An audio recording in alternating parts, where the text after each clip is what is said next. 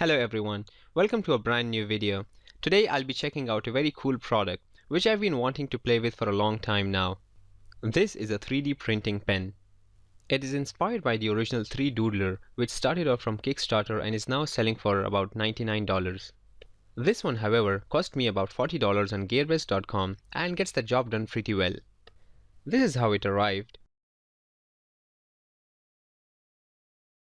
And in the box we have the pen, the power adapter, 3 different color plastic filaments which are basically the ink for this pen, and a user manual.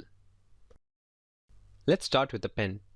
On the top here we have the power input port and the cartridge feeding hole. On this side are the wire feeding and unloading buttons. On the top are 2 LED indicators which I'll come to in a second. The temperature controller. It can be adjusted manually by turning this knob using a small flathead screwdriver. It heats up to anywhere between 160 and 230 degrees Celsius. I prefer to keep the temperature near the lower end as this allows the plastic to cool down immediately after leaving the nozzle, and this way I can control my designs more efficiently.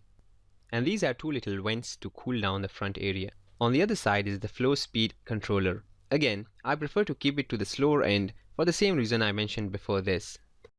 If you're wondering what these are, pressing on them and pulling the tip will bring apart the nozzle from the rest of the pen. It's good for cleaning out a jam if there is any. Coming to the cartridges, it came with these 3 different color cartridges. Each one is 1.75 millimeters in diameter and 2.9 meters in length. The nozzle diameter of this pen is 0.4 to 0.7 millimeters. This means I have about 6.5 meters of molten plastic to play with per cartridge. That is a lot considering that these things cost about $2.50 for an additional 10 meters filament online. Anyways, it's time to play now. I've plugged in my adapter into the socket, and this end I'll plug it into the pen. Immediately, the orange LED will light up. Now I have to press the wire feeding button and the second LED will light up as well. After about a minute, the second LED will change color from red to green. That means it is ready to be fed now. Insert the end of the cartridge into the feeding hole and press the feeding button. It has to be kept pressed until the plastic is loaded all the way till the end and starts flowing out from the nozzle.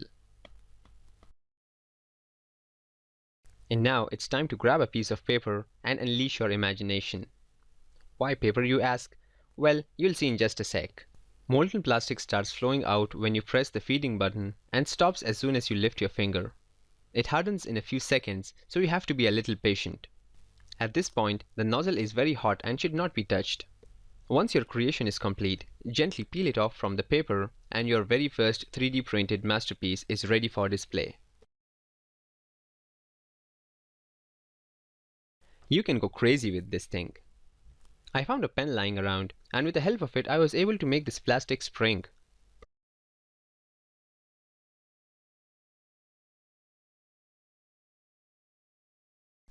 I even managed to make my very own makeshift smartphone stand on the spot in seconds.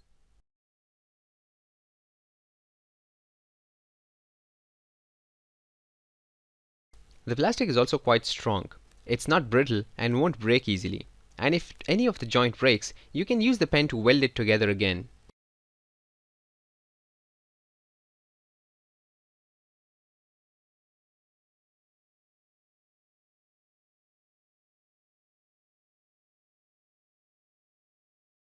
When you're done, just keep the unloading button pressed and pull on the cartridge. It'll come out and you can use it again for later. This thing is awesome. There are tons of possibilities. And once you start playing with it, you only stop when you run out of plastic. I've seen people create some really great stuff with it.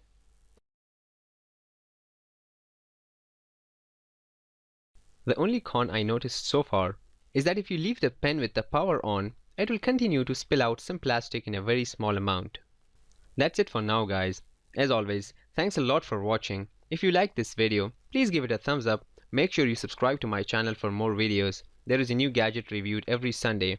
And while you're there, don't forget to watch my other videos as well. Goodbye and see you all in the next video.